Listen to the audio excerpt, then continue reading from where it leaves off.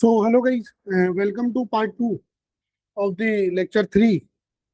Uh, we are covering the Augustine, Aquinas, and now we are going to cover Machiavelli.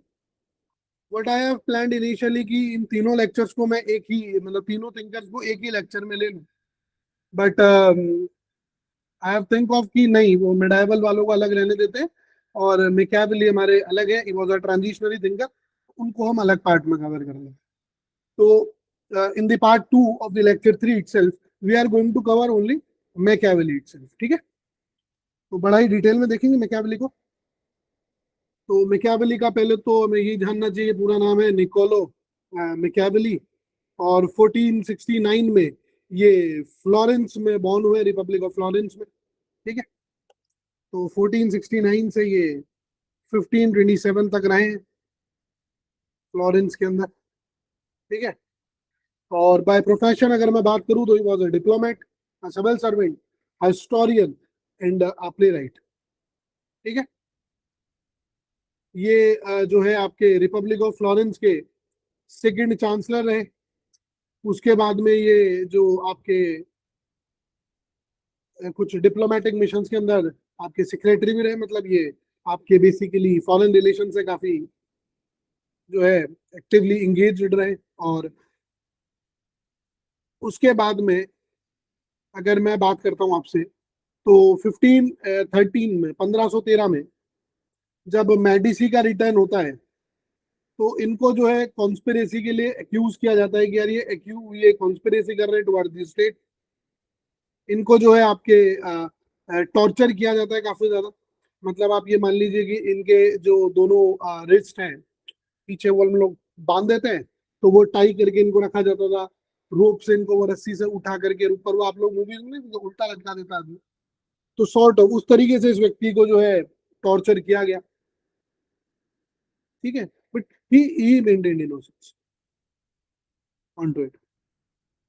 तो ये खुद ही अपने आप में भुक्तभोगी है अत्याचारों के. अगर इनके कॉन्टेक्स्ट की मैं बात करूं कि जो हमें जानना जरूरी है, तो जो इटालियन रेनेसा हुआ, मेडिसी का रिटर्न हुआ, उसके बाद में जो कुछ भी हुआ, तो इटालियन जो रेनेसा था वो इनका कॉन्टेक्स्ट आप ले लीजिए कि उसके अंदर ये थे. उसके बाद में जब Italy was fragmented into the city states, वो उन्होंने देखा है. ठीक है, इटली के ऊपर फॉरेन इन्वेजन हो रहे हैं. कभी फ्रांस अटैक कर रहा है, कभी स्पेन कर रहा है, कभी आपका जो रोमन एम्पायर है, दी होली रोमन एम्पायर, वो. उसके बाद मेडिसी का वो ऑटोक्रेटिक रूल. ठीक है, तो ये सब चीजें हैं जो इनके कॉन्टेक्स्ट में आपको ध्यान रखनी है. उसके बाद में कुछ किताबें हैं इनकी इंपॉर्टेंट. एक तो किताब है ही जो हम सबको पता होती है, द प्रिंस. ठीक है, 1513 में इन्होंने लिख दी थी, but it was gate published in 1532. ये आप ध्यान रखेंगे. डिस्कोर्स ऑन लेवी, ये इनकी एक किताब है. द आर्ट ऑफ वॉर इनकी किताब है. फ्लोरेंटीन हिस्ट्रीज, ये इनकी किताब है. तो ये कुछ किताबें हैं जो आपको ध्यान में रखनी है. The discourses on the Livy, prince, art of war and Florentine history, ये आपको ध्यान में रखना है. ठीक, एक और चीज है जो आपको ध्यान में रखनी है कि जो प्रिंस था इनका, द प्रिंस किताब में, it was dedicated to the Medici itself, because he was hope to regain the political favor. जैसे करते हैं ना हम लोग कोर्ट पोइट्स हमारे, कि राजा की हम पे नजर बनी रहे, सॉर्ट ऑफ. तो आपका जो, बट आयरनी इज दैट कि it never gets old. Machiavelli was a Republican, and he returned about like how prince should rule. He was dedicating his entire work to a prince who represent everything he intellectually opposed. What he intellectually opposed, he wrote each and every single thing about it just to get a political favor. I don't think so कि लोगों ने आपको ये वाली dimension कभी बताई होगी. And then we always say कि यार we have to uh, uh, compare Machiavelli and Kautilya. And our prime minister from the first prime minister Pandit Nehru, he called the Kautilya as an Indian Machiavelli. Understood? तो अब अगर हम बात करते हैं सबसे पहले, अब हम मैकियावेली के डिस्कोर्स पे चलते हैं, आइडियाज पे चलते हैं। तो सबसे पहले हम जो देखेंगे वो हम देखेंगे कि इनके दो काम है which will going to contradict themselves. खुद की दो किताबें हैं जो खुद को कॉन्ट्राडिक्ट कर रही हैं एक दूसरे को, both written by Machiavelli, but एक कहती है कि सीधे चलो, एक कहती है नहीं ऐसे उल्टे चलो, सॉर्ट ऑफ कॉन्ट्राडिक्शन है ना। तो अगर हम सबसे पहले बात करते हैं द प्रिंस की, ठीक है, तो आपके 1513 में लिखी गई है, 1532 में पब्लिश हो रही है, वो आप ध्यान रखेंगे। 26 चैप्टर्स इस किताब में दिए गए हैं। ये जो है इट वाज एड्रेस्ड और डेडिकेटेड टू मेडिसी। अगर मैं बात करूं तो ये कुछ न्यू प्रिंसिपैलिटीज की बात करता है, that how to acquire and how to maintain them, ठीक है। प्रेगमेटिक स्टाइल में लिखी गई किताब है, बड़ी एमोरल एडवाइसेस वो देती है। और ये किताब तब लिखी गई है जब आपके कॉन्टेक्स्ट की अगर मैं बात करता हूँ तो इटली जो है वो केओस में है, फॉरेन इन्वेजन हो रहे हैं, and there is a need for a strong ruler.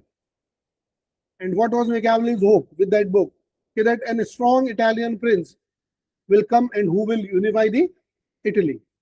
अगर डिस्कोर्स ऑन लेवी की बात करें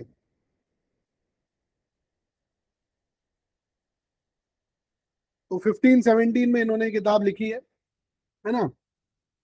और ये आपके जो है एक फ्लोरेंटीन के कुछ इंटेलेक्चुअल फ्रेंड्स थे उनके, कॉसिमो रुसलाई, उनको डेडिकेटेड करके लिखी गई थी, ठीक है। और ये आपके एक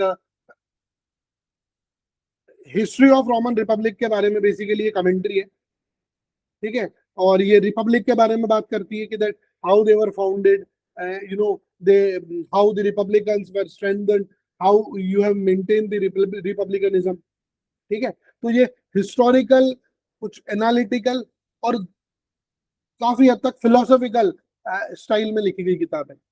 वो वहां पे प्रेग्मेटिक कंक्रीट तरीके से लिखी गई थी, इमोरल एडवाइसेस दी गई थी, ठीक है। हम लोग कई बार बात करते हैं वी हैव एसोसिएटेड और you know Machiavelli with the Prince, कि वो कहते हैं ना कि एक वर्ड जो याद रखना है आपको, तो आप मैकियावेली को प्रिंस से याद रख लेते हो। But what I can say कि जो आपकी डिस्कोर्स ऑन लेवी है ये, this is you know Machiavelli's true political idea which is the Roman republican model. कौन सा model? Roman republican model. And ये उनका ट्रू पॉलिटिकल आइडिया था, जो उनका इंटेलेक्ट था वो ये था, एंड नॉट द प्रिंस जिसको हम लोग करते हैं। स्किन जो क्विंटन स्किनर है आपका, क्विंटन स्किनर, क्विंटन स्किनर ने बोला था, he belong to the Cambridge school, आपको पता ही है। उन्होंने कहा था कि जो डिस्कोर्स है it reveals the Machiavelli's true commitment to the civic republicanism. ये सिविक रिपब्लिकनिज्म के तरफ एक ट्रू कमिटमेंट दिखाता है, किसका? मैकियावेली का। कौन? डिस्कोर्स, जो डिस्कोर्स ऑन लेवी है वो, ठीक है। प्रिंस जो है वो बड़ी, it was a tactical and a contextual text for a specific crisis, and it was not his political philosophy. भाई for example, if I say BJP is in power for last 15 years, if I leave aside the Article 370 abrogation, Ram Mandir, है ना, and UCC is still in particular thing, कि अभी आने में है वो, है ना, आ नहीं रहा है तक, तो यूसीसी को बैठा दो। अगर आप इन तीन मुद्दों को बीजेपी से हटा दो तो फिर बीजेपी के पास क्या रह जाता है?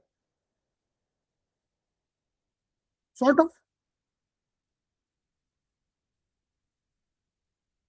फॉर एग्जाम्पल मनमोहन सिंह जी थे हमारे साथ, है ना। अब हम मनमोहन सिंह जी के जीवन से आप इकोनॉमिक्स को निकाल दो, क्या रह गया उनके पास?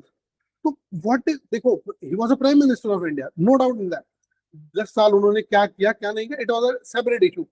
But if I have to जज doctor Manmohan Singh on a particular ground, then what was his intellect? It was economist Manmohan Singh, not a politician or a prime minister Manmohan Singh.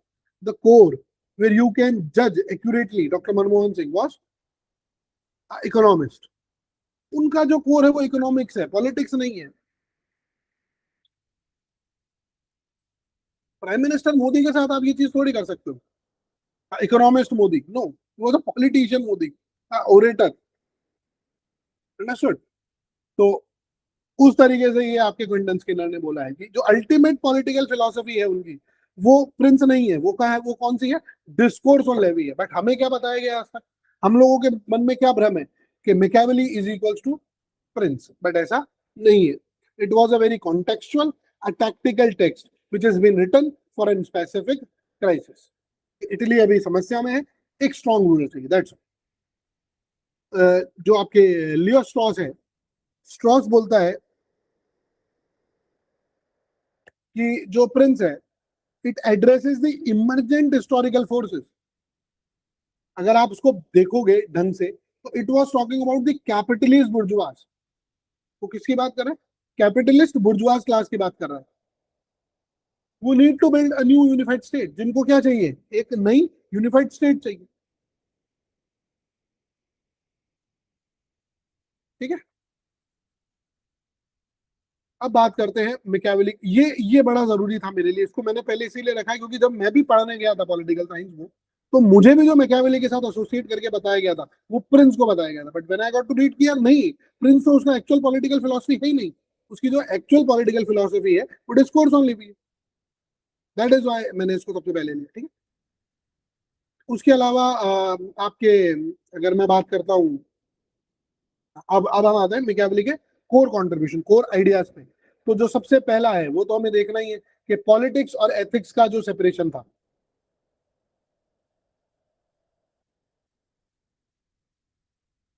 Separation of ethics and politics. तो यहाँ पे ये autonomy दे देते हैं किसको, politics. And this is the Machiavelli's most fundamental and a radical contribution to the history of political science. भाई 2000 सालों तक जो वेस्टर्न पॉलिटिकल थॉट था, भाई आप प्लेटो ले लो, एरिस्टोटल ले लो, सिसरो, एक्विनास, ऑगस्टीन, किसी को भी ले लो, इनके अंदर अगर आप देखोगे तो जो पॉलिटिक्स है it was embedded in ethics and theology. वो एथिक्स और थियोलॉजी के साथ एम्बेडेड थी। भाई गुड गवर्निंग, जो आपकी है गुड गवर्नमेंट मतलब, जैसे वो लोग ये क्या, वो लोग किस फिलोसफी पे चलते थे कि गुड गवर्नमेंट बोले तो वर्चुअस गवर्नमेंट, मतलब ruler must be just. Ruler कैसा होना चाहिए, आपका जस्ट होना चाहिए। और जस्ट होगा इसका मतलब he was a morally good person. But Machiavelli क्या बोलता है, नहीं, clear no, politics has its own logic, its own necessity, and a statesman must learn that how to use evil whenever it is necessary। जब जब जरूरी हो, मुझे कैसे गंदा काम, गंदा यूज करना है, मतलब वो मुझे कब खराब चीज को यूज करना है या मुझे कब खराब होना है, depending on the necessities, on the logic, मुझे आना चाहिए। मॉरली अच्छा होना काम नहीं देगा। तो वो कहता था कि a man who wishes to act entirely up to his profession of virtue soon meets with what destroys him among so much that is evil. Hence, it is necessary for a prince who wishes to maintain himself, to learn how not to be good and to use this knowledge and not use it according to the necessity of the case। ये Prince में बोला है उसने। अब इसमें तीन चीजों की देखो आप। सबसे पहले उसने बात करी नेसेसिटी की। नेसेसिटी क्या है, वो कह रहा है कि समटाइम्स जो आपके पॉलिटिकल नेसेसिटी है वो डिमांड करती है कि आप इविल हो जाओ, आप गलत हो जाओ, आप बुरे बन जाओ। ओकेजन या अपॉर्चुनिटी की बात करी उसने। Timing matters, you have to seize the moment. आपको पता होना चाहिए कि मुझे कब अपना हथियार किस समय यूज करना है। तीसरी बात करी वर्च्यू की। तो वर्च्यू क्या है, it is not your moral virtue, it is your political capacity, it is your energy, it is your skill. You are the prime minister, but if Bengal demands the prime minister will have to go for 30 rallies, he must go, sort of time। वहां फिर आप वो morality नहीं लेके आओगे कि यार you are the prime minister, you must on a level playing field, कि आप प्राइम मिनिस्टर आप नहीं। Why are you are a prime minister, you are a central level politician, आप क्यों स्टेट के अंदर दखल अंदाजी करते हो। ये सब मॉरल बातें हैं। प्रिंस के हिसाब से बात करोगे तो नहीं, ये सब नहीं करना है। ठीक है। तो मिकावेली बोलता था कि देखो पहले क्या होता था कि अगर बैड रूलर है तो बैड रूलर मतलब he was a morally failed person, तो God will punish him and church will depose him. ये अर्लियर फिलोसफी चलती थी। अगर तुम खराब हो, मतलब रूलर बैड है, तो इसको मान लिया कि मॉरली फेल्ड है, गॉड इसको पनिश करेगा, चर्च इसको डिपोज कर देगी। ठीक है। मैकियावेली कहता नहीं, अगर बैड रूलर कौन है, जो पॉलिटिकली इनकॉम्पिटेंट पर्सन है, and history will punish him. When Manmohan Singh ji said कि यार हिस्ट्री विल जज me, he was talking purely from a moral perspective. जो मैकियावेली के था नहीं, पॉलिटिक्स में नहीं चलेगी मॉरलिटी भाई। पॉलिटिक्स में आप बैड रूलर कब हो, जब आप पॉलिटिकली इनकॉम्पिटेंट पर्सन हो। मतलब when you are not as a prime minister, if you are not even to take a decision of your own choice, and you have to ask the Congress president Sonia Gandhi for each and every single decision, it shows from the Machiavelli's lens that you are a bad ruler because you are politically incompetent person. तो वो जो उन्होंने कहा था ना, history will जज मी, कि यार मैंने क्या किया है। तो ट्रस्ट में, अगर मॉरलिटी के हिसाब से बात करोगे तो history will remember doctor Manmohan Singh, but from the perspective of Machiavelli's politics it is not good at all. ठीक है। एक आपके स्कॉलर हुए बेनेडो क्रॉशे। अगर मैं क्रॉशे की बात करता हूं तो क्रॉशे बोलता है कि मैकियावेली जो था, he discovered the necessity in the autonomy of politics as it is independent from morality, and this is the discovery of a new science. ये क्या है, ये डिस्कवरी है न्यू साइंस की। रीडिस्कवरी भी नहीं बोला है, डिस्कवरी बोला है। क्योंकि जब हम बात कर रहे थे एरिस्टोटल की अरेबिक थॉट्स, और उस समय जब आ रहा था तो हम रीडिस्कवरी की बात कर रहे थे। बट यहाँ पर क्या है, ये नई चीज है। It was the original thinking in the western political thought, कि जहां पे आपने क्या करा कि आपने नेसेसिटी और ऑटोनॉमी ऑफ पॉलिटिक्स को डिसाइड किया कि यार पॉलिटिक्स में अच्छा होना जरूरी नहीं है। अंडरस्टूड। इजाया बर्लिन क्या बोलता है, इजाया बर्लिन ने बोला कि मैकियावेली डिड नॉट से कि that might is right or that politics has something to do with morality.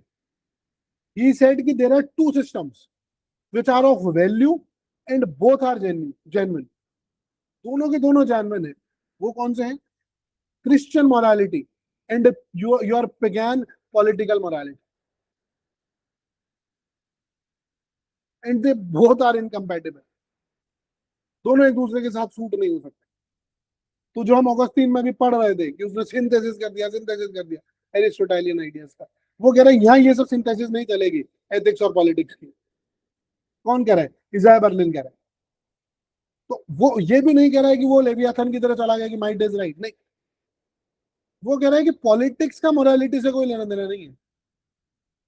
When you are in a public sphere, you are in a politics, तो फिर आप वो मोरालिटी भूल जाओ, मॉरल इमोरल नहीं। आपका काम क्या है? Your main target should be your national interest, यार national. For example prime minister Modi, अगर आप कहो कि यार मॉरली इट इज इनकरेक्ट कि ईरान इज इन क्राइसिस या बांग्लादेश इज इन क्राइसिस, तो हम अपनी चीजें छोड़ देंगे। अभी जैसे फॉर एग्जांपल चलिए हम लेते हैं नेपाल की बात। अभी वो नेपाल में जो उनका वो जेनजी प्राइम मिनिस्टर है बालन शाह, तो बालन शाह कहता है अभी वो कितने किस तरीके के नाटक कर रहा है। India is not replying. लोग कह रहे हैं कि यार क्यों नहीं कर रहे, why Modi is not, why the government is not acting, है ना। अभी जैसे हमारे फॉरेन सेक्रेटरी को मना कर दिया और कुछ कर दिया। इंडिया इज नॉट, इंडिया भी उसको अवॉइड कर रही है। रीजन भी आई थिंक दो दो चीजें हैं what I have realise from the prime minister's perspective. कि पहली बात तो प्राइम मिनिस्टर अपने आप को अब इस रीजनल लेवल पे देखते ही नहीं है कि भाई मैं इस बिग ब्रदर वाली डिप्लोमेसी में कोई बात करूं। वो बिग ब्रदर डिप्लोमेसी में जाते हैं तो फिर वो बाप बन के जाते हैं कि भाई इस पर्टिकुलर जोन का एक ही बाप है और इंडिया है और दूसरा कोई नहीं है। इंडिया है तो तुम हो, अदरवाइज फिर वो लूट पार्टी मचेगी तुम्हारे, सॉर्ट ऑफ टाइप मुझे जो लगता है। और समटाइम्स क्या होता है ना कि जैसे अभी क्या होता है कई बार कि हम लोग जाते हैं तो एक प्राइम मिनिस्टर के लेवल के आदमी से मिलता है, प्रेसिडेंट लेवल के आदमी से मिलता है, मिनिस्टर के लेवल के आदमी से मिलता है। तो वो नेपाल में पहली बात तो वो रिप्लाई करना ही नहीं समझ रहे हैं उसको अपनी। भाई जैसे आपने एक प्रेगमेटिक शिफ्ट देखा होगा इंडिया पाकिस्तान रिलेशन में, कि प्राइम मिनिस्टर ने जो है अब पाकिस्तान की बातचीत करनी बंद कर दी इंटरनेशनल फोरम से।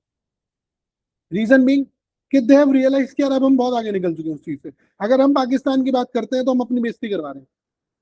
तो सॉर्ट ऑफ मुझे जो लगता है कि बलेंसा के बारे में जो बातचीत होती है, and the day Jaishankar will go वो बालेंसा को सिखा देंगे कि भाई जेनजी की पॉलिटिक्स में, और 35-40 years of experience as foreign secretary, sorry, 35 years of experience as a foreign secretary, and 5-7 years of your foreign minister of the India. वो यूपीएससी क्रैक करके आईएफएस लगे थे सर। हालेंसा प्रीलिम्स नहीं निकाल सकता। अंडरस्टूड? तो बहुत फर्क है। तो यहाँ पे जो इजाया बर्लिन ने बोला वो ये बोला मैकियावेली के एंगल से, कि वो ये नहीं कह रहा है भाई अगर आपसे डिमांड करते हैं इन पर्सनल लाइफ, मोदी को बिल्कुल आपके क्या होना चाहिए, मॉरल पर्सन होना चाहिए, मोरालिटी दिखानी चाहिए, एथिक्स के हिसाब से चलना चाहिए। But when it comes to the prime minister of India, then he is not a Modi, he is the prime minister of India. और उस व्यक्ति को उस समय पे क्या डिमांड है कि उसकी जो नेशनल इंटरेस्ट में काम हो वो करे।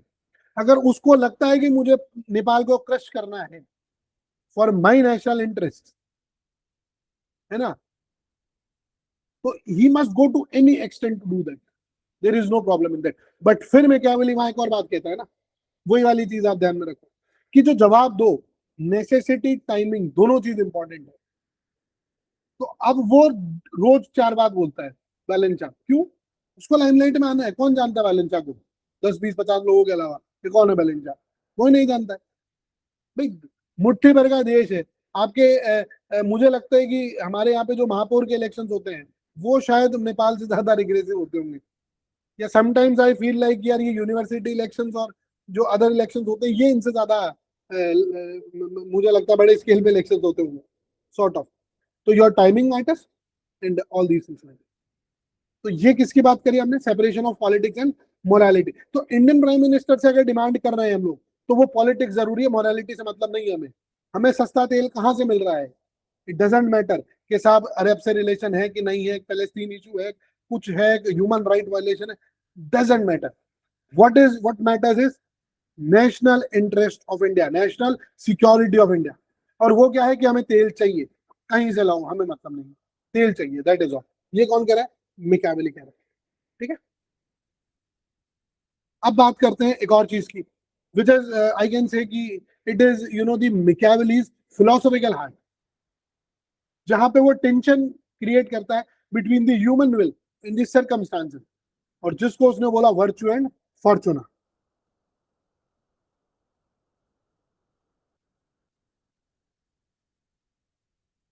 Virtue and fortuna which is the central tension.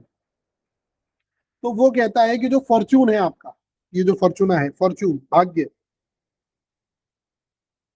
वो कह रहा है कि ये अनकंट्रोलेबल सर्कमस्टांसेस हैं, इनको मैं कंट्रोल नहीं कर सकता। चांस, फेट, लक, ये सब चीजें ये एक्सटर्नल कंडीशंस पे बेस्ड है, वॉर्स, अलायंसेस, इकोनॉमी। और वो ये कहते हैं कि जो मैकियावेली ये कहते हैं, मैकियावेली इसका एस्टिमेट है, ये एस्टिमेट ये है कि जो फॉर्चूना है it control the 50% of human affair.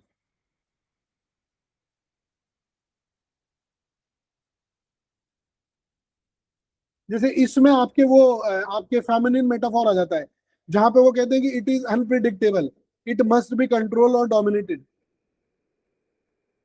है ना। ये बड़ा कंट्रोवर्शियल चीज हो गई थी। अभी हम देखेंगे जब फेमिनिस्ट क्रिटिक करेंगे मिकावेली को। तो बट वो यहाँ पे वो फेमिनिन मेटाफॉर यूज किया गया ना कि they were unpredictable, they must be controlled और डोमिनेटेड, अदरवाइज फिर। और वर्च्यू के अंदर वो बात करते हैं सर पॉलिटिकल एक्सीलेंस की। किसकी बात करते हैं? पॉलिटिकल एक्सीलेंस की बात करते हैं। वो कहते हैं it is not a moral virtue, it is a political skill, it is your energy, it is your courage, it is your decisiveness in political matters. With it was the prince capacity to shape the wings. यार मुझे कैसे, howdy Modi कितना बड़ा होना चाहिए, Trump अपनी जिंदगी में नहीं कर सकता इतनी भीड़ इकट्ठी।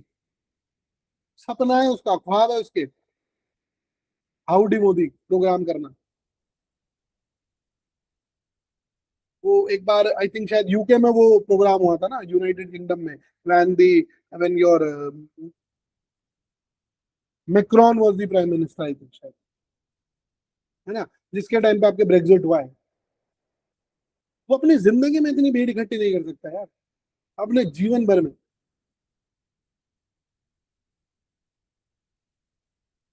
अब ये चीजें जो आपकी वर्चू है, वर्चू के अंदर आपके military skills, political intelligence, adaptability, timing, ये सारी चीजें इंक्लूड होती है। अब ये भी भाई 50% ह्यूमन अफेयर्स को कंट्रोल करता है। और अब इसके अंदर आपके मैकियावेली आगे ही बोलता है कि यार I believe that fortune is a woman, fortune is a woman, and if you wish to keep her, if you want to keep her under, then it is necessary to beat and ill use her. And it is seen that if she allows herself to be mastered by the adventurous, rather than by those who go to work more, coldly. So she is therefore always a woman like a lover of young men, because they are less cautious, more violent, and with more audacity to command her. ये Prince में बात बोली उसने। Fortune को women की तरह treat करो। अगर आपको उसको, if you want to keep her under, आपको उसको अपने अंडर रखना है, तो you know it is necessary कि आप उसको मारो, आप उसको इल यूज करो। और इट वाज सीन कि अगर उसने खुद को अलाउ कर दिया कि यार if to be mastered by the adventure rather than by those who go to work more coldly,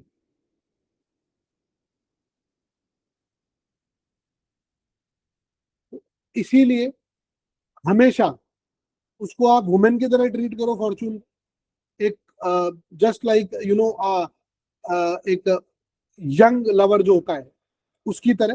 क्यों? क्योंकि वो क्या होता है कि लेस तो कॉशियस होते हैं कि यार एक जाएगी दूसरी आ जाएगी, वॉयलेंट होते हैं, और उनकी जो ऑडेसिटी है वो ज्यादा होती है कमांड करने की कंपैरेटिवली विद अदर। वो समटाइम देखा होगा ना, आजकल वो मजाक चलता है कि शादी हो गई जोरू का गुलाम टाइप।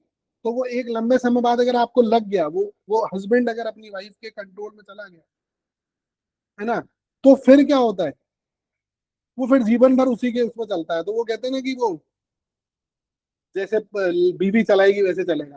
तो वो उस हिसाब से वो लोग कह रहे हैं, वो उस हिसाब से ही कह रहे हैं। तो आप उसको हमेशा जो है डोमिनेट करके रखो, उस पर कंट्रोल करके रखो। कौन कह रहा है? मैं क्या, अच्छा एक और बात बोलता है वो, ये आपके एक और मेटाफॉर है जो यूज किया है आपके मैकियावेली ने, कि fortune is like one of our destructive river which when it is angry it breaks its banks, it inundates the countryside, and yet though its nature be such, it does not follow therefore that man, when the weather becomes fair, shall not make provisions with dikes and banks, so that rising again the waters may pass away by canal, and their force be neither so unrestrained and nor so dangerous. वो कह रहा है institutions build कर दो banks और dice की तरह, जब आपके पास पीस टाइम में आप रह रहे हो, ताकि अगर आपका फॉर्चून आता है खराब तो आप सो कंट्रोल कर सको। मतलब preparation, skill and timing, then you can overcome your Fortune.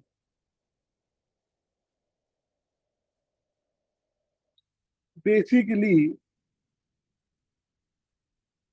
Iran का क्राइसिस चल रहा है अभी, 74 days ऑफ स्ट्रेटेजिक रिजर्व हमारे पास अभी है, ठीक है, as it was stated by the prime minister in the rally in the forum itself.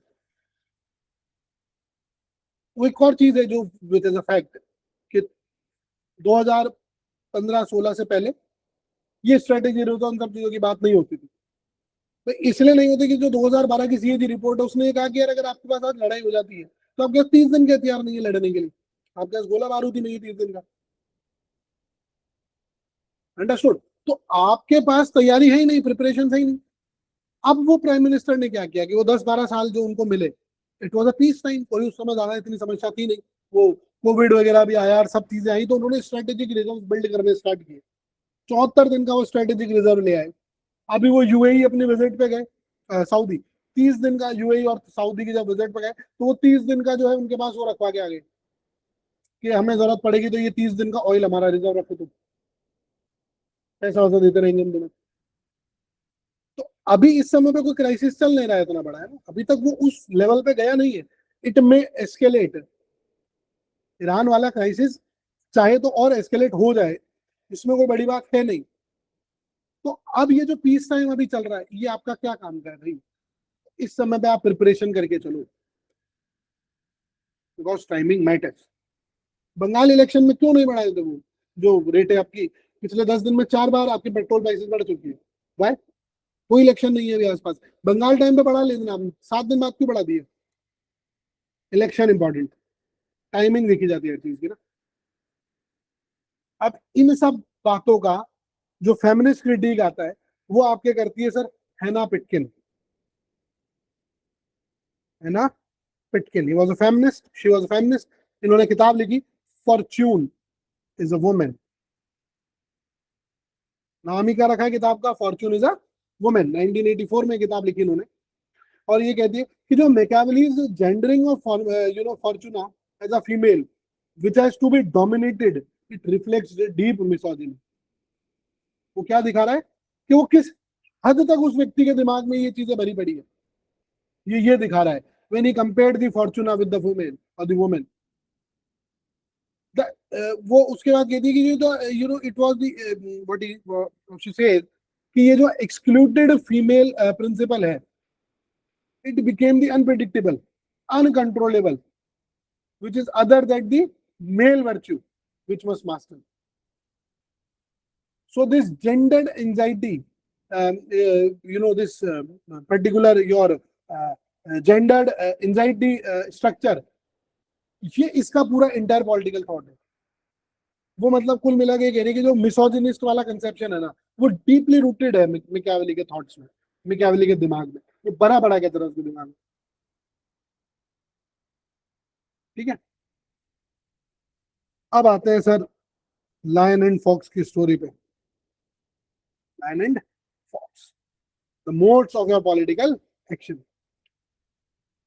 A prince should know that how to use both the beast and the man.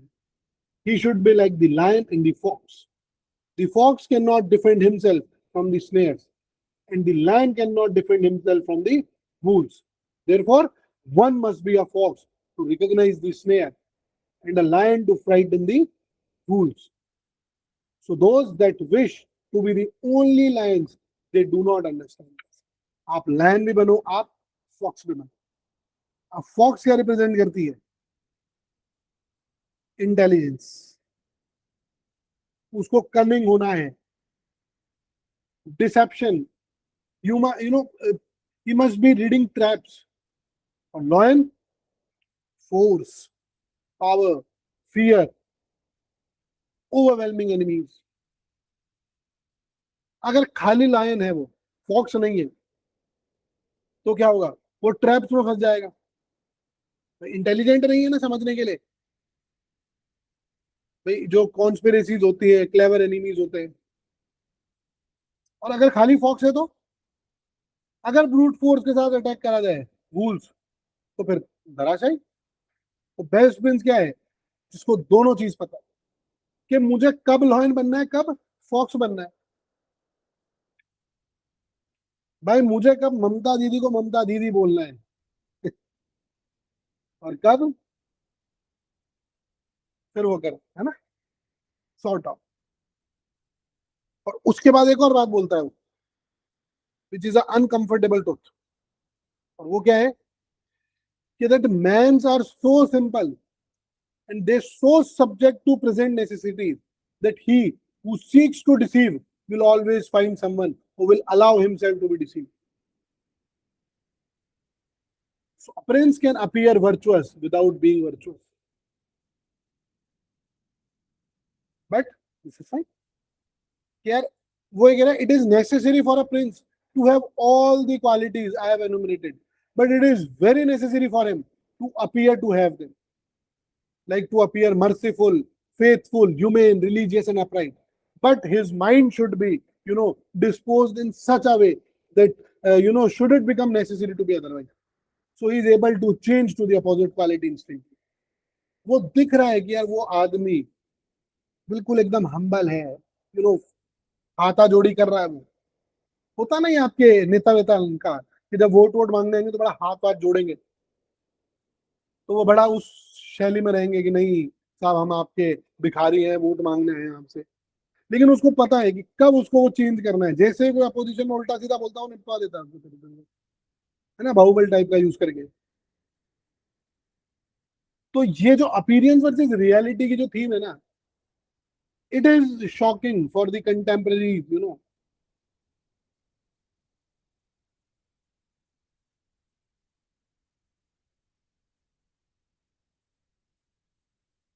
Leo Strauss बोलता है कि Machiavelli has openly taught a man to be evil. Leo Strauss क्या बोलता है, Machiavelli ने openly सिखाया है कि यार तुम्हें एविल कैसे बनना है। बट इजाया बर्लिन काउंटर करता है और वो कहता है कि यार Machiavelli did not teach wickedness, he taught you the realistic political survival in an this amoral world। अगर आपको ममता बनर्जी को बंगाल में हराना है ना, तो फिर उसी हिसाब से पॉलिटिक्स करनी पड़ेगी। भाई मैं ये कह सकता हूँ कि आपके योगी जो रूल है इन यूपी, तो समटाइम्स ही वाज ब्रूटल। उनसे स्टार्टिंग में पूछा गया, आई आई यूज टू रिमेम्बर कि एक एंकर ने उनसे पूछा, स्टार्टिंग के साल भर हुआ होगा उनको, 2 साल हुए होंगे S become the chief minister. तो उनसे पूछा कि यार आपने एक साल में 1300 इनकाउंटर करवा दिए, ये कोई तरीका होता? वो कह रहे हैं कि भाई उनको अगर मुझे समझाना है ना, तो मेरे पास सिर्फ एक हथियार है कि मुझे उनको ये बताना पड़ेगा कि यार गलत करोगे तो फिर निपटोगे, सॉर्ट ऑफ। तो रियलिस्टिक होने की कोशिश कर रहे हैं। अभी जैसे कोई भी चीज होती है तो आपको मतलब, इजाया बर्लिन ये कह रहा है कि मैकियावेली ये सिखा रहा है रूलर को कि भाई अगर सिचुएशन डिमांड करती है कि you have to be harsh. जब अभी ये रिसेंटली आपका जो ऑपरेशन सिंदूर हम लोगों ने लॉन्च किया था, और वो जो घटना हुई थी जहां पे उन लोगों ने स्पेसिफिक एक हिंदू रिलीजन को देख करके और उन लोगों को मारा, उनकी वाइफ्स के सामने मारा। And trust me, it was a true story, कि जिसमें उनसे कहा गया, एक जो लेडी थी जिनके हस्बैंड को डेथ किया गया, जिनकी डेथ हुई, उन लेडी ने ये ऑन रिकॉर्ड ये बोला है कि उन्होंने मुझसे बाद में ये भी कहा था कि बता देना तेरे मोदी को कि हम थे। तो it was a open threat challenge to the prime minister. तो जरूरी था उसका जवाब देना। वहां फिर आप मोरालिटी नहीं दिखा सकते हो कि जो मनमोहन सिंह जी की सरकार में चलता था कि हम डोजियर बेच दे, नहीं। अंडरस्टूड? तो ये इजाया बर्लिन का काउंटर है। अब बात कर लेते हैं रोल ऑफ रिलीजन की। पॉलिटिक्स में रिलीजन का आखिर रोल है क्या?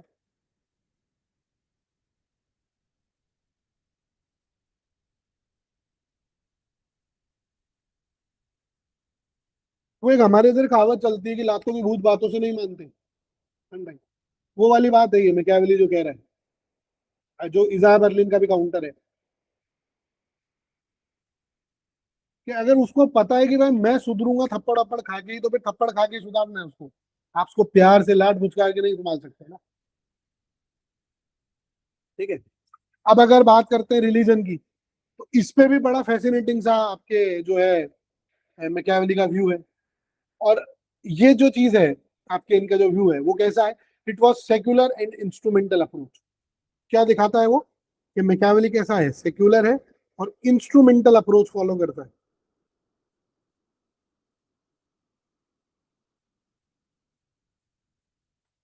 देखो, अगर मैं बात करूं मैकियावेली की खुद की, इंडिविजुअल, तो वो कोई आपके पर्सनली कोई रिलीजियस पर्सन थे नहीं भाई। वो किसी क्रिश्चियन पे मतलब कोई स्केप्टिकल नहीं थे वो अपने क्रिश्चियन कि वो ढोल मंजीरे लेके बैठ जाते थे हर सैटरडे में। वैसा कुछ नहीं था। प्योर इंस्ट्रूमेंटलिज्म इन्होंने जो है यूज किया। और पॉलिटिकली अगर मैं बात करूं, तो इन्होंने कहा कि that of all things that a leader of a people should do, the most important is to maintain religion. Of all things that a leader of a people should do, the most important is to maintain religion. अब वो pure इंस्ट्रूमेंटलिज्म यहाँ पर कैसे आ रहा है कि religion जो है it will instil the civic cohesion. भाई अगर लोगों में भगवान का डर है तो क्या होगा, अथॉरिटी को कॉपी करेंगे कि यार कोई है जो देख रहा है। तो अब रिलीजन क्या कर रहा है, अथॉरिटी को लेजिटिमाइज कर रहा है, मतलब डिवाइन सैंक्शन मिल गया।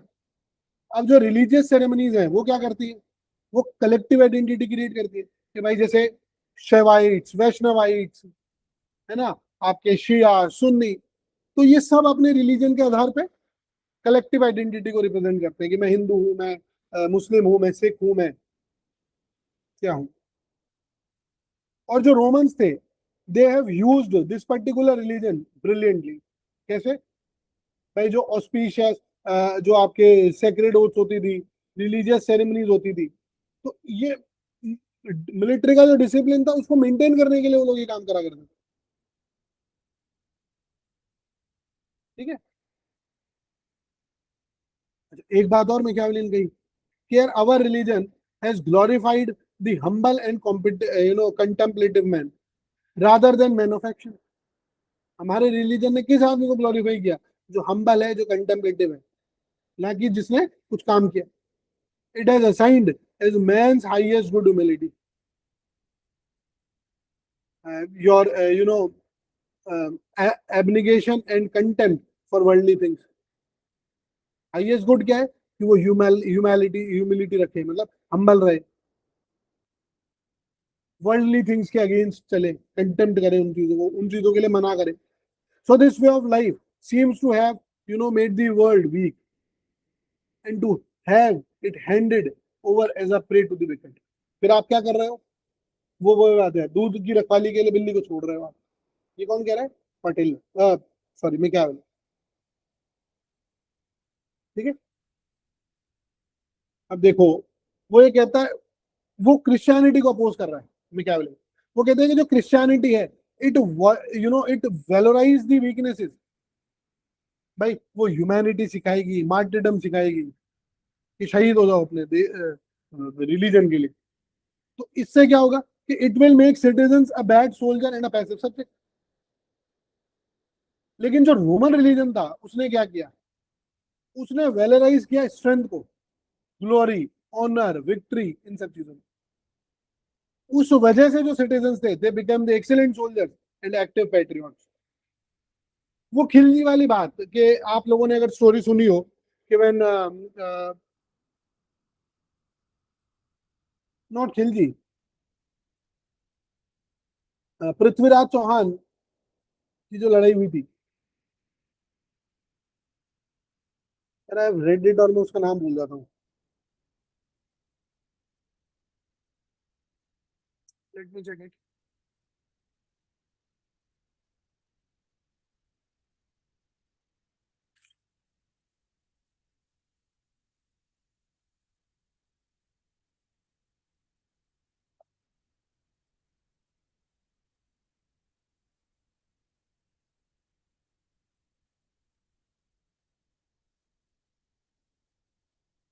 देखो,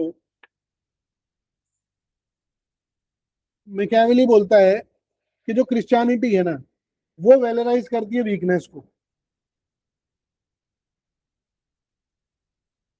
क्रिश्चियनिटी वेलराइजेस वीकनेस। और वही अगर आप रोमन रिलीजन की बात करोगे तो वो क्या करता है, स्ट्रेंथ वेलराइज करता है। भाई आपके जो पृथ्वीराज चौहान और मोहम्मद गौरी के बीच में जो फाइट होती है ना, तो आपके जो ये था मोहम्मद गौरी, ये पहली वॉर हार जाता है, दूसरी वॉर ये जीत जाता है। अगर शायद उस समय पृथ्वीराज चौहान ने ह्यूमिलिटी नहीं दिखाई होती, ह्यूमनली जो है अपनी चीजें नहीं दिखाई होती, और वो भी अगर ब्रूटल हो गए होते, तो आई डोंट थिंक सो कि इस्लामिक इन्वेजन इंडिया में हो पाता कभी। तो अब वो उन्होंने छोड़ दिया, उसका गलत फायदा किसने उठाया, उसने रियल पॉलिटिक्स यूज करी मैकियावेली के अकॉर्डिंग। किसने, गौरी ने। अंडरस्टूड। और लास्ट में वो क्या करता है, रिलीजन वो कैसे यूज करता है कि वो वहां पे वो जिहाद का एंगल लेकर के आता है। और वो फिर काफिर जिहाद वो वाला एंगल लेके आता और फिर कहता है कि भाई मतलब वो सेना डर चुकी थी मोहम्मद गौरी की लड़ने के लिए, वो डर लग रहा था उसको, बट फिर उसने उसको क्या, नहीं, कफन बांधो, निकलो, मारो, राज करो, सॉर्ट ऑफ। तो मिकावेली क्या प्रेफर करता है? एक ऐसा रिलीजन जो प्रमोट करे किसे, सिविक वर्च्यू को और पॉलिटिकल इंगेजमेंट को, ना कि अदर वर्ल्डली पैसिविटी।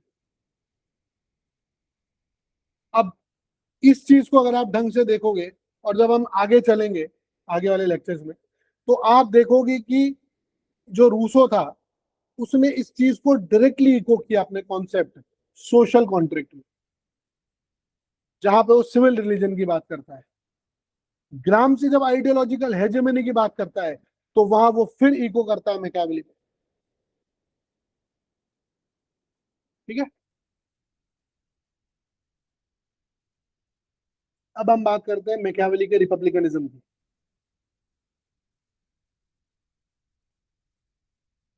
सबसे पहली डिबेट ही हमने इस बारे में खरीदी, डिस्कोर्स लिवी जो किताब थी, which is the you know the political philosophy of the real political philosophy of the Machiavelli, वो ये थी। जहां प्रिंस आपके प्रिंसिपैलिटीज की बात करता है ना, डिस्कोर्स ऑन लिवी जो है वो किसकी बात करती है? वो बात करती है a republican government which is based on Roman models. अच्छा, इसमें कुछ चीजें इसने खुद बताई है कि रिपब्लिक जो है ना, वो प्रिंसिपैलिटीज से क्यों ऊपर है, मतलब क्यों ऊपर है? रीजन बीइंग, भाई आपके डिस्कोर्स ऑन लेवी क्यों सुपीरियर है किससे? प्रिंस से। ये कौन बता रहा है? मैं क्या रीजन बीइंग कि सबसे पहले तो जो रिपब्लिक्स हैं आपके,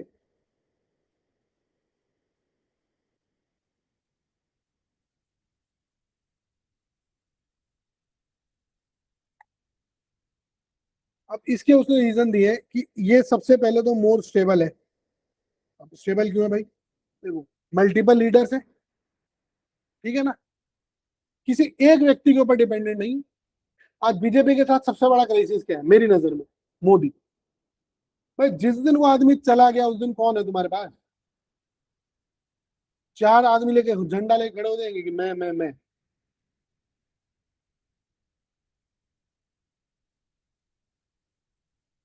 रिपब्लिक के अंदर आप टैलेंट का ज्यादा अच्छा यूज कर पाते हो, क्योंकि आपके पास जो है ना वाइडर रिक्रूटमेंट का ऑप्शन होता है, जहां पे आप एबल पीपल्स को ला सकते हो। लेकिन जब आपके पास ये प्रिंसिपैलिटीज वाला मामला रहेगा ना, तो फिर आप किस किस को लेके आओगे अपने डोमेन में, जो आपके खास आदमी होंगे? फिर वहां एबिलिटी एबिलिटी नहीं देखो, वहां सबसे इंपॉर्टेंट क्या चीज हो जाती है? यार ये मेरे को ओबे कितना करेगा। तो it is better use of talent. उसके बाद इट इज मोर अडेप्टेबल।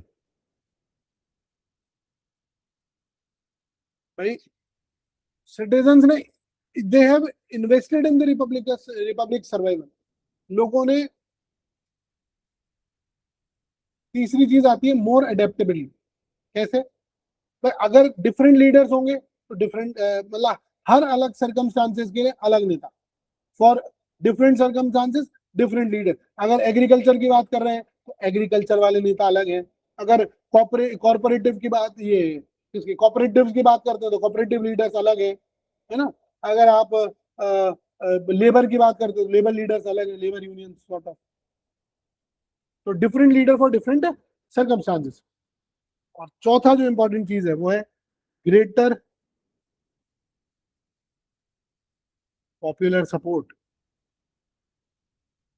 भाई ये तो आप खुद मानोगे कि जो सिटीजन्स हैं, they himself invested in the survival of the republic. वो खुद चाह रहे हैं कि भाई रिपब्लिक सर्वाइव कर दे। और सबसे इंपॉर्टेंट चीज है फ्री है। ये फ्रीनेस ज्यादा है।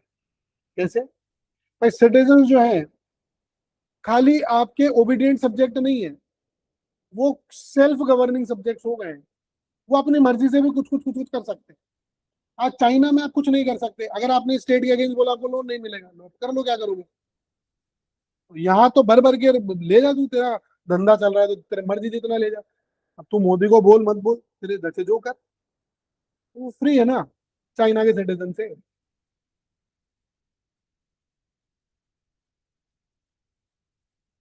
अब बात कर रहे थे सर कि एक और चीज जो इसमें आती है मैकियावेली कहता है कि अगर रिपब्लिकन गवर्नमेंट चाहिए ना, अगर रिपब्लिकन गवर्नमेंट चाहिए तो it requires a civic virtue. किसमें? सिटीजन में। मॉरल वर्च्यू नहीं चाहिए, रादर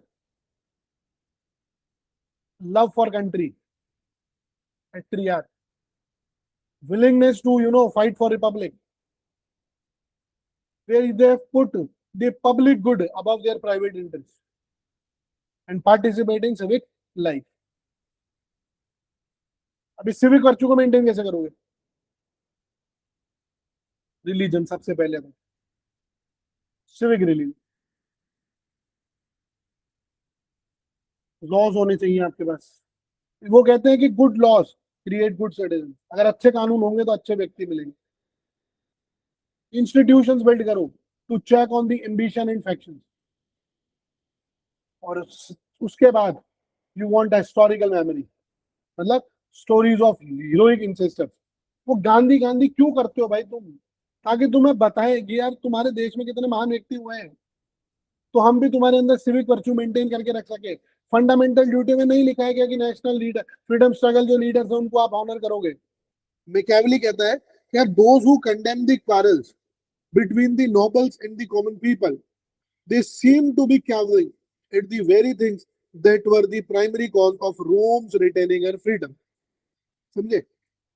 मतलब बेसिकली वो ये कहना चाह रहा है कि ये जो कांस्टेंट कॉन्फ्लिक्ट चल रहा है बिटवीन इन आपके रोम के अंदर, जहाँ पे आपके एक तरफ तो जो नोबल क्लास है। अब नोबल क्लास कौन सी क्लास है? जो लोग, वो लोग द पीपल जो पावर को रिटेन करना चाह रहे हैं या फिर अपनी पावर को मैक्सिमाइज करना चाह रहे हैं, जो वहां की बुर्जुआज क्लास है, पैसे वाली क्लास है, इलीट क्लास है वो। और उसके साथ में कौन लड़ रहा है उनके अगेंस्ट में? द कॉमन पीपल, जो क्या चाह रहे हैं? वो चाह रहे हैं कि छोटा मोटा अपनी एक जगह वहां पर हम बनाए, हमारी भी बात सुनी जाए, जो आपकी वर्किंग क्लास है वो। तो इन दोनों के बीच में जो कांस्टेंट ये कॉन्फ्लिक्ट है, it is the very reason और द प्राइमरी कॉज कि जहां पे रोम अपनी फ्रीडम को रिटेन कर पा रहा है। मतलब जब कॉन्फ्लिक्ट हो रहा है आपके बिटवीन जो सेनेट है और जो प्लेब्स है रोम में, मतलब पैसे वाले लोग और गरीब लोगों के बीच, तो ये क्या करता है? ये अलाउ करता है हेल्थी कंपटीशन को। अगर हेल्थी कंपटीशन होगा तो क्या होगा? अच्छे लॉज आएंगे। अगर अच्छे कानून बनेंगे तो रिपब्लिक की स्ट्रेंथ बढ़ जाएगी। फॉर एग्जाम्पल, पक्ष और विपक्ष दो चीजें होती है।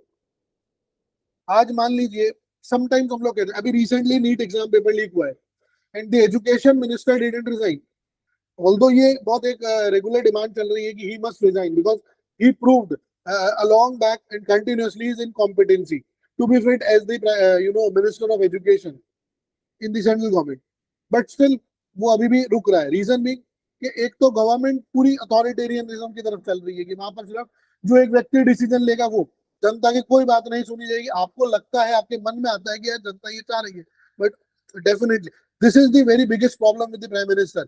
उनको ऐसा लगता है कि उनके दिमाग में आ गया कि जनता यह सोच रही है, तो वो व्यक्ति ये सोचता है कि यार नहीं, जनता ये सोच रही है, बट हर बार ऐसा नहीं होता है। इस बार जनता ये सोच रही है कि धर्मेंद्र प्रधान को you have to make him out of the ministry, और वो मतलब किसी व्यक्ति वो किसी चीज के लायक नहीं है, बट स्टिल आपने उसको रिटेन करके रखा है। Don't know the reason, but आपने रखा है उसको, है ना? क्योंकि उससे फिर आपकी भी इनकॉम्पिटेंसी प्रूव होती है कहीं ना कहीं। एज प्राइम मिनिस्टर आपका होल्ड नहीं है उस हिसाब का। अब अगर विपक्ष मान लीजिए मजबूत होता, जिस हिसाब से विपक्ष का काम बीजेपी करा करती थी जब वो लोग विपक्ष में थे, अगर कांग्रेस उस तरीके से काम करने लग जाए तो यू डोंट थिंक सो कि ये लॉज और अच्छे आने लग जाएंगे? अंडरस्टूड? तो पक्ष और विपक्ष दोनों की बात चल रही है। अगर दोनों चीज अच्छी होगी तो अगर इनके बीच में जो इंटरनल कॉन्फ्लिक्ट है, लेकिन वो कब तक? जब तक वो देश के हित में हो। अब आप ये भी नहीं कि विरोध करने के चक्कर में आप देश का विरोध करने लग जाओ, वो भी गलत है। वो कौन? ये आपके मैकियावेली का बड़ा क्लियर डिस्टिंक्शन था इस चीज में, है ना? तो अब ये अपने आप में बड़ी रिवॉल्यूशनरी सी चीज है, क्योंकि इससे पहले के जितने भी थिंकर आए, भले एरिस्टोटल हो, प्लेटो हो, एक्विनास हो, अगस्टीन हो, ये क्या देखते थे कि यार नहीं, इंटरनल कॉन्फ्लिक्ट अपने आप में एक डिजीज है, इसको आपको रोकना पड़ेगा। लेकिन मैकियावेली क्या करें? नहीं, conflict is creative and freedom preserving. But वही नेशनल सिक्योरिटी की डायमेंशन है ना। अब एक बात बताओ मुझे, अगर आप इस चीज को देखना चाह रहे हो तो इसको हम आगे पढ़ेंगे जब हम फेडरलिज्म की बात करेंगे। तो जेम्स मेडिसन एक आपके आएगा जिसने फेडरलिज्म पे काफी सारे पेपर्स लिखे हैं, किताबें लिखी है। वो ये कहता है अपने फेडरलिस्ट पेपर में कि the factional conflict was manage through the institutional design. Factional conflict को आप कैसे मैनेज करोगे? इंस्टीट्यूशनल डिजाइन से। आपको लगता है कि यार इन दोनों के बीच में कोई समस्या है तो आप क्या करो, आप इंस्टीट्यूशन ही ऐसा डिजाइन करो कि फैक्शनल जो है आपके कॉन्फ्लिक्ट इमर्ज ना हो। भाई आपके जुडिशरी के काम में एग्जीक्यूटिव दखल अंदाजी कर रहा है, या फिर मान लीजिए लेजिस्लेचर कर रही है, लेजिस्लेचर के काम में जुडिशरी कर रही है, तो it was a real, it was a clear you know domain of a conflict and a constant conflict जो फैक्शनलिज्म क्रिएट करेगा। बट आपके इंस्टीट्यूशन, आपके कॉन्स्टिट्यूशन ने कुछ इस तरीके के इंस्टीट्यूशंस बनाए कि वो फैक्शनल जो है वो मैनेज हो गए, जो वो आपका कॉन्फ्लिक्ट था वो मैनेज हो गया। समझ रहे हो? हाँ ना। तो ये जो जेम्स मैडिसन का कॉन्सेप्ट है ये कहाँ से निकल गया है? ये इसी कॉन्फ्लिक्ट रेजोल्यूशन में जो आपका कॉन्सेप्ट है कॉन्फ्लिक्ट का मिकावेली का, उससे। व्हेन हाना एरेंट सेज कि जेन्युइन पॉलिटिकल एक्शन, जो जेन्युइन पॉलिटिकल एक्शन होते हैं, दे रिक्वायर एगोनिज्म, मतलब कॉन्फ्लिक्ट। वो भी कह रही है कि जो जेन्युइन पॉलिटिकल एक्शन होंगे उनके अंदर कॉन्फ्लिक्ट बहुत जरूरी होगा। बिल्कुल सही बात है। इसी तरीके से शिंटाल मोफे है। अब शिंटाल मोफे बोलता है कि जो डेमोक्रेटिक पॉलिटिक्स है it is inherently agonistic and not consensual. जो डेमोक्रेटिक पॉलिटिक्स है वो अपने आप में बाय डिफॉल्ट कॉन्फ्लिक्ट की है, वहां कोई कंसेंसस बिल्ड नहीं है, वहां पे कॉन्फ्लिक्ट होना ही होना है। तो ये सब आइडियाज ये कहाँ से ले रहे हैं? ये डायरेक्टली मैकियावेली को इको कर रहे हैं अपने कॉन्सेप्ट। ठीक है। अब हम आ जाते हैं हमारी लास्ट चीज पे, that is Machiavelli's historical method. ठीक है। मैकियावेली जो था आपका, he was the first political thinker to use historical examples and that to systematically and as a political evidences. भाई वो कहता है कि the actions of man who had great authority in this world and have been celebrated by historians be imitated by all others। जो वो कह रहा है कि जो एक्शंस ऑफ मैन है, जो भी काम लोगों ने किए, जिनका मतलब जो ग्रेट अथॉरिटी होल्ड करके गए इस दुनिया के ऊपर, तो उनको तो सेलिब्रेट किया गया हिस्टोरियन से। हिस्टोरियंस ने तो बड़ा सेलिब्रेट किया कि यार देखो ये व्यक्ति ने ये काम किया, ये व्यक्ति ने ये काम किया। लेकिन जो बाकी रह गए हिस्टोरियंस के अलावा, भले चाहे वो सोशोलॉजिस्ट हो, पॉलिटिशियन, पॉलिटिकल साइंटिस्ट हो, कोई भी हो,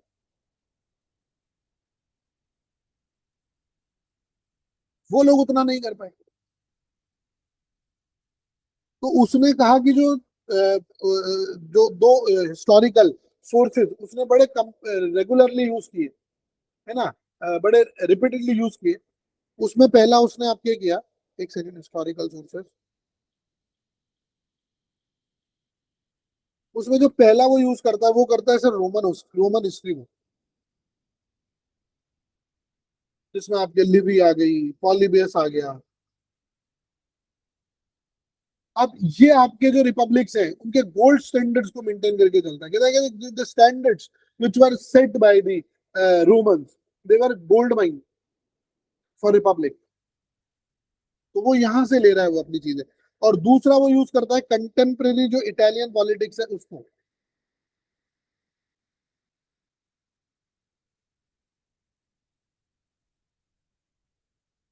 भाई जो कंटिन्यूस जो उस समय जो उसके समय पे जो कंटेम्प्रेरी जो पॉलिटिक्स में काम हो रहे हैं, तो उसको वो एज केस स्टडी यूज करता है, एज सक्सेस एंड फेलियर। जैसे अभी मैंने यूज किया वो धर्मेंद्र प्रधान वाला एग्जांपल, तो वो जो करंट आपके जो इंडियन पॉलिटिक्स चल रही है उसके अंदर में एज जो भी सक्सेस या फेलियर्स है उनको एज केस स्टडीज यूज कर रहा हूँ। तो मैकियावेली जो था यहाँ पे क्या कर रहा है, कंपैरेटिव हिस्टोरिकल एनालिसिस कर रहा है। जैसे आपके सिमिलरली जो एरिस्टोटल का जो कॉन्स्टिट्यूशन ऑफ इलेक्शन है, जहाँ पे वो 158 कॉन्स्टिट्यूशन पढ़ रहा है, बट जो आपके एरिस्टोटल का जो काम था वहां पे वो क्लासिफाई कर रहा है, क्लासिफिकेशन कर रहा है वो, है ना, कि ऐसे ऐसे ऐसे वो चीजों को क्लासिफाई कर। यहाँ पे वो कंप्लीटली उसको हिस्टोरिकल डायनेमिक्स के हिसाब से देख रहा है चीजों को। तो क्विंटन स्किनर जो है आपका, वो ये कहता है इस चीज के लिए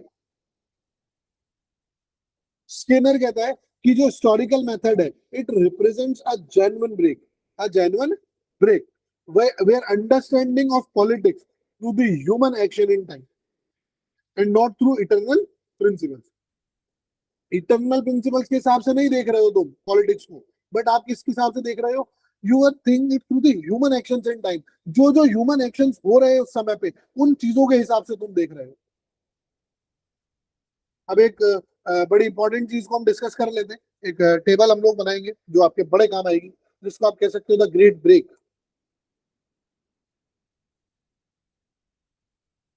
ठीक है, इसमें हम लोग कुछ डायमेंशन है उनको देखेंगे। Now dimensions will be like politics and ethics, authority source,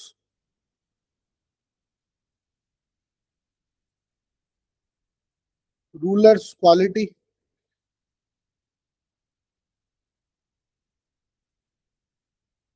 church role,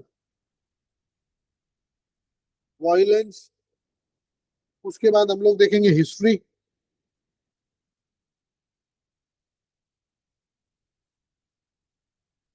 best state, method. तो ये तो है सर हमारा डायमेंशन।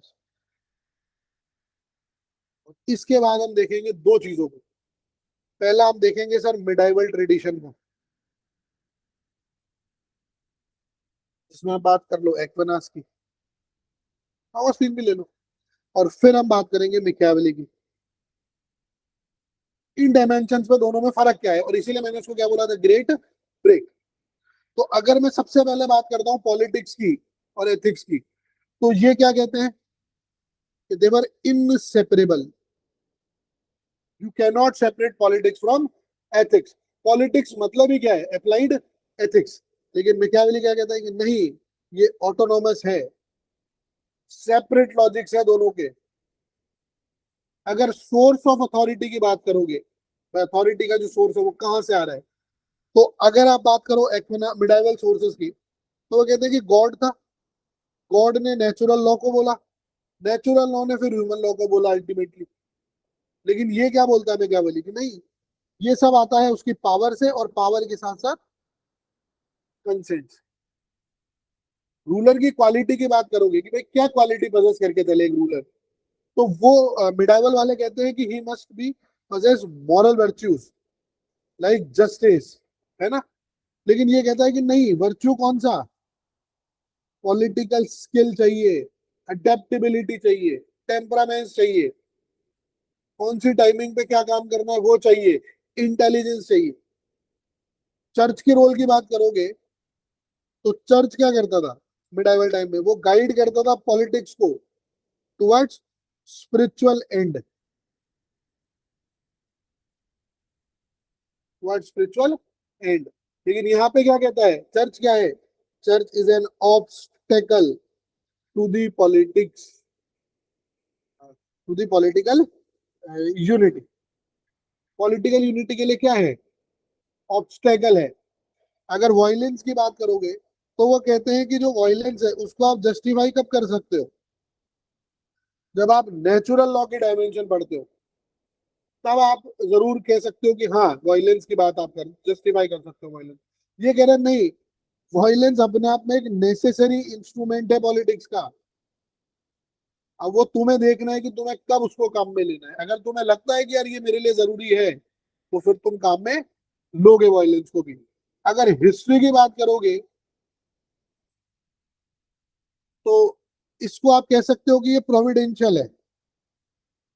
प्रोविडेंशियल कैसे, ये कह रहा है कि God's plan was unfolding medieval time में, कि गॉड का कुछ प्लान था जिसको वो पर लेयर बाय लेयर खोले जा रहा है, अनफोल्ड कर रहा है वो अपने प्लान को। लिखा हुआ है, बस खाली पन्ने पलट रहे हैं। लेकिन ये कह रहा है नहीं, जो पूरी हिस्ट्री है वो ह्यूमन बेस्ड है। मतलब वो अपने वर्च्यू से एंड अपने फॉर्चूना से 50-50% दोनों चीजें, उनसे वो शेप करता है उन चीजों को।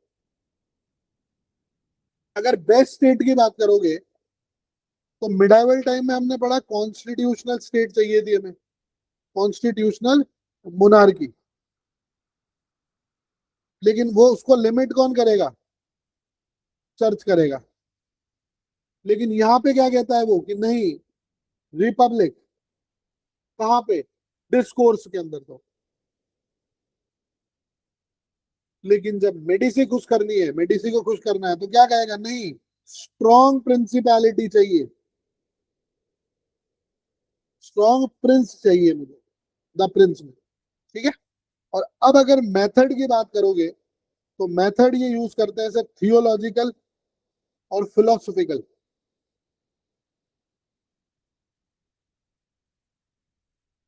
लेकिन यहाँ पे जो मेथड यूज हो रहा है वो कौन सा हो रहा है? Historical, empirical. अब हम बात कर लेते हैं स्कॉलर्स के व्यूज की। सबसे पहले देख लेते हैं जो फेवर में है आपके मिक्यावली के। तो सबसे पहले तो है बेंटेडो क्रॉशे, किताब हमें ध्यान ही है, पॉलिटिक्स एंड मोरालिटी। ये कहता है कि Machiavelli has discovered the autonomy and necessity of politics. क्या डिस्कवर किया उसने? Autonomy and necessity of politics. Autonomous भी है और नेसेसिटी भी है, which is a genuine scientific advice. ये कौन कहता है? क्रॉशे। उसके बाद आता है आपका ग्रामसी। अब ग्रामसी अपनी किताब प्रिजन नोटबुक्स में क्या लिखता है, देखो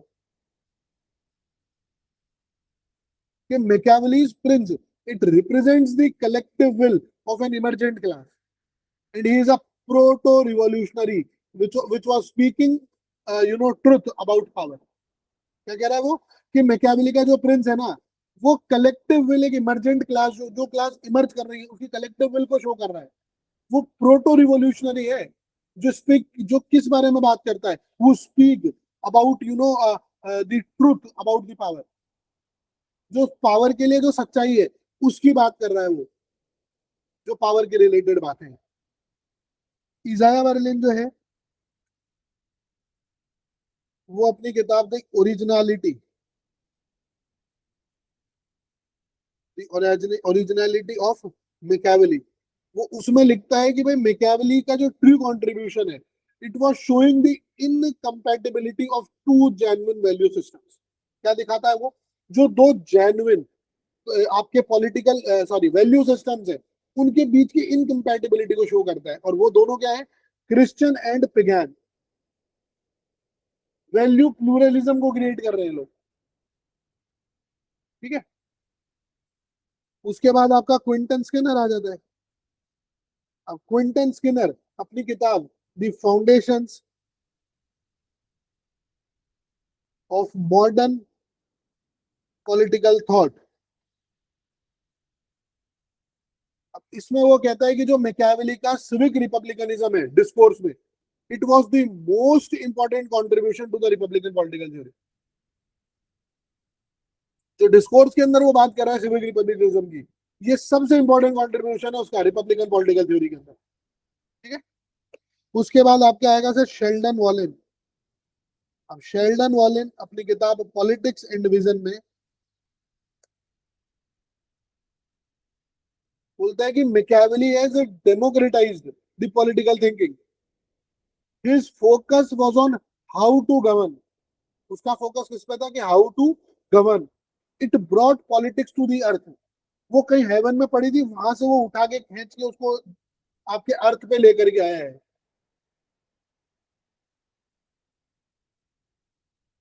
ठीक है। उसने डेमोक्रेटाइज कर दिया पॉलिटिकल थिंकिंग को कि यार हर आदमी सोच सकता है, ये डेमोक्रेटाइज थी। और उसके बाद में सर आता है आपके पोकॉक। एंड पोकॉक की किताब है द मैकियावेलियन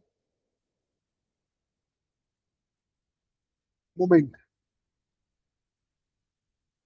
और इसमें वो कहता है कि जो मैकियावेलियन रिपब्लिकनिज्म है, जहां पे वो सिविक वर्च्यू की, टाइम की, फॉर्च्यून की, जो वर्च्यू हम पढ़ रहे थे उसकी बात कर रहा है।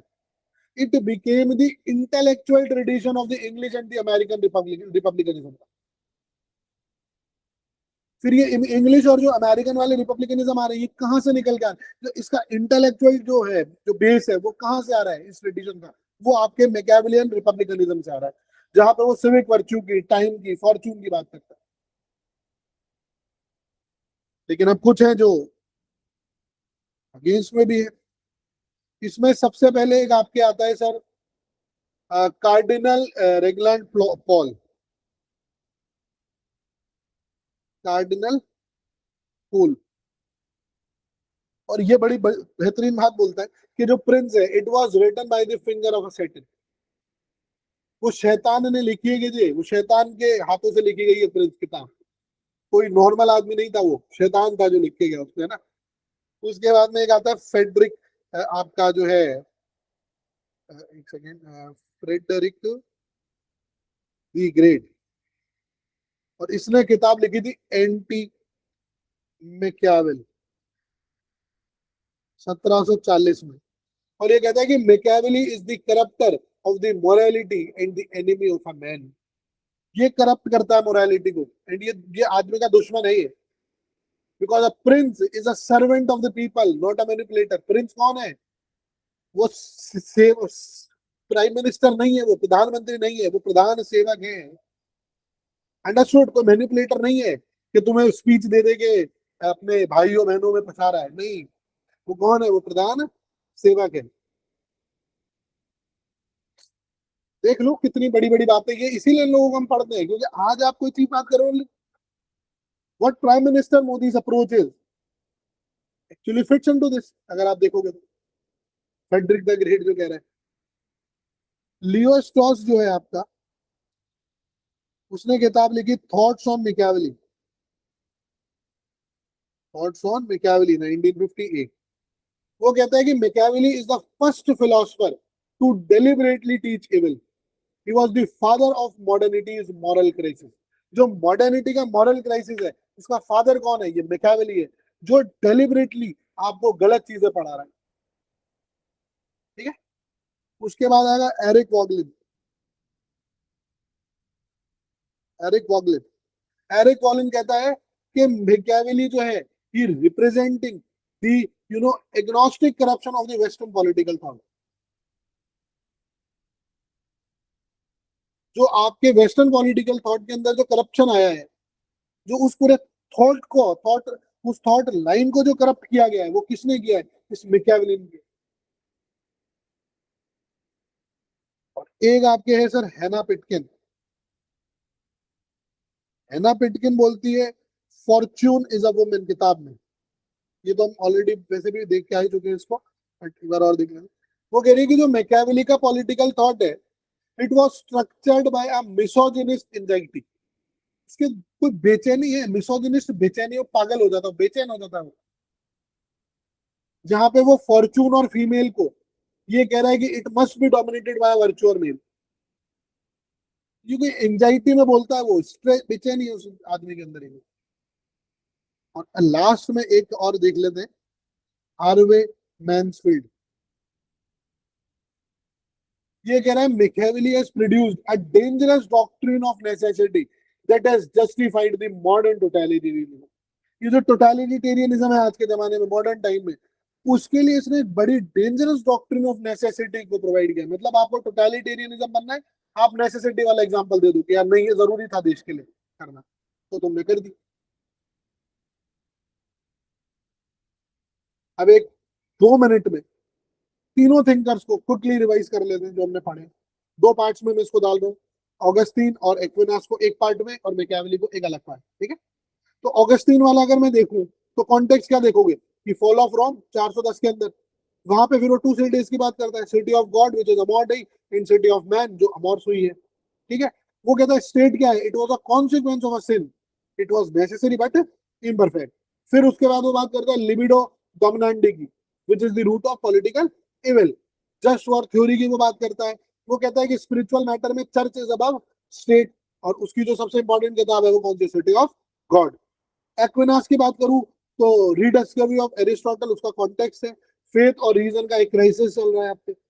4 तरह के लॉस की बात करता है, इटर्नल, डिवाइन, नेचुरल और ह्यूमन, है ना। उसके बाद में फिर कहता है unjust law is no law, जहां पे लेक्स इन्यूस्का नॉन एस लेक्स की बात करता है। स्टेट की अगर बात करोगे तो वो कहता है कि it was a natural institution which was Aristotelian concept. फिर उसके बाद लेकिन कहता है कि it was directed to a common good. उसके बाद फिर वही कॉन्स्टिट्यूशनल बैलेंस क्रिएट करने की कोशिश करता है, और कहता है कि चर्च इज अबव स्टेट, है ना। चर्च स्टेट की बात तो करता ही कि church is above state, but उसके साथ साथ कॉन्स्टिट्यूशनल बैलेंस भी क्रिएट करता है। और अगर सबसे इंपॉर्टेंट बुक की बात करोगे तो सुमा थियोलॉजिका। मैकियावेली की बात करें तो जो इटालियन पॉलिटिकल फ्रेगमेंटेशन हो रहा है उस समय पे वो देख रहा है। फिर उसके बाद जो है पर्सनल टॉर्चर उसने देखा, एग्जाइल के अंदर वो खुद रहा पर्सनली, है ना। तो उसके अगर आइडियाज की बात करोगे तो सबसे रेडिकल कंट्रीब्यूशन क्या है, separation of politics from ethics. उसके बाद वर्च्यू और ह्यूमन की फॉर्चूना की बात करता है, जहाँ पे वो ह्यूमन विल वर्सेस सर्कमस्टांसेस की बात करता है। लायन और फॉक्स की वो थ्योरी देता है, जहाँ पे वो बात करता है you need force and simultaneously you need to be cunning. और रिलीजन के लिए क्या कहता है, religion is a political instrument. Prince उसका प्रेगमेटिक है, लेकिन डिस्कोर्स में क्या है, वो रिपब्लिकन आइडियलिज्म की बात करता है। अगर की बुक्स की बात करोगे तो वही एक प्रिंस और एक डिस्कोर्स ऑन लिविंग, ठीक है। तो ऑगस्टीन क्या कह रहा है, सिन से स्टेट आया। एक्विनास कहता है नहीं, नेचर से स्टेट आया, बट चर्च सुपीरियर रहेगा। मैकियावेली क्या कहता है, नहीं, पावर से स्टेट आई रहेगी, और चर्च क्या है, ऑब्स्टेकल है। तो देखो 3 लेक्चर्स 1100 साल, और पॉलिटिकल थॉट में क्या हो रहा है, कंप्लीट रिवॉल्यूशन। ऑगस्टीन ने क्या किया, गॉड और पॉलिटिक्स का रिलेशनशिप डिफाइन किया। एक्विनास ने क्या किया, रीजन और फेथ को मिला के मोस्ट सोफिस्टिकेटेड आपकी एक मिडाइवल पॉलिटिकल फिलोसफी दे दी। तो वहीं फिर मैकियावेली ने पूरा का पूरा जो मिडाइवल एडिफाइड है उसको डायनामिट से उड़ा दिया। और फिर क्या किया, मॉडर्न पॉलिटिक्स की एक फाउंडेशन, एक नींव रखता। अगला लेक्चर हम चलेंगे सर हॉब्स पे, लेवियाथन पे, जो सिर्फ एक किताब नहीं है, पूरा यूनिवर्स है। State of nature, sovereign, absolute power, law of nature, everything in depth एक साथ, ठीक है। जब तक के लिए कंसेप्ट का प्रवाह जारी। Keep like share and subscribe polity Pravah. Thank you very much and Jai Hind.